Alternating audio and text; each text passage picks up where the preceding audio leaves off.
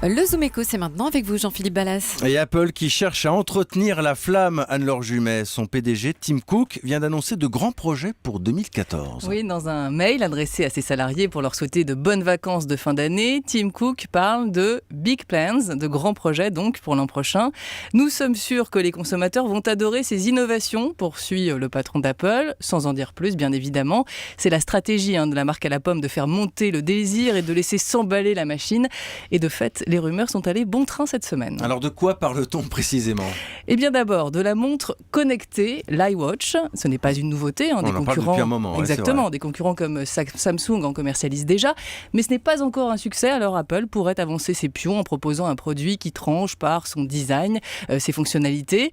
Du côté des produits phares maintenant, de la marque à la pomme, on parle aussi d'un nouvel iPhone, bien sûr. La date de commercialisation pourrait être avancée à mai au lieu d'octobre.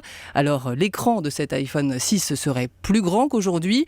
Apple testerait des appareils de plus de 5 pouces pour s'aligner sur la concurrence. Vous savez ce qu'on appelle aujourd'hui les phablettes entre un smartphone et une tablette. Je ne connaissais pas l'expression phablette. Des phablettes, exactement. Et puis, autre produit attendu, un nouvel iPad. Et là, on parle aussi d'un écran plus grand, une tablette à mi-chemin en fait entre le MacBook pour un usage professionnel et un iPad Air pour l'usage loisir et multimédia. Enfin, dernière rumeur, l'iTV, une télévision connectée où l'iPad fait office de télécommande et que l'on peut également commander par la voix. Quand on vous écoute, Anne-Laure, on se dit qu'Apple n'a pas d'autre choix que de créer l'événement parce que sa marque est en perte de vitesse aujourd'hui. Oui, car Apple doit renouer avec ce qui a fait son succès, l'innovation, la simplicité, le design. Mais aujourd'hui, la concurrence est redoutable. Samsung, notamment, lui vole des parts de marché dans le domaine des smartphones. Apple a ainsi vu son bénéfice net annuel reculer pour la première fois en 11 ans sur l'exercice 2012-2013.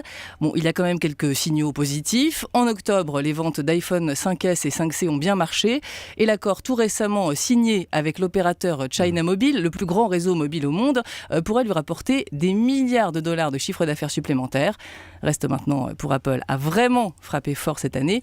Big plans, a dit Tim Cook, eh bien on verra. Merci Anne-Laure Jumet. Europe 1, il est 7h14. Contre le chômage, il veut lever les tabous.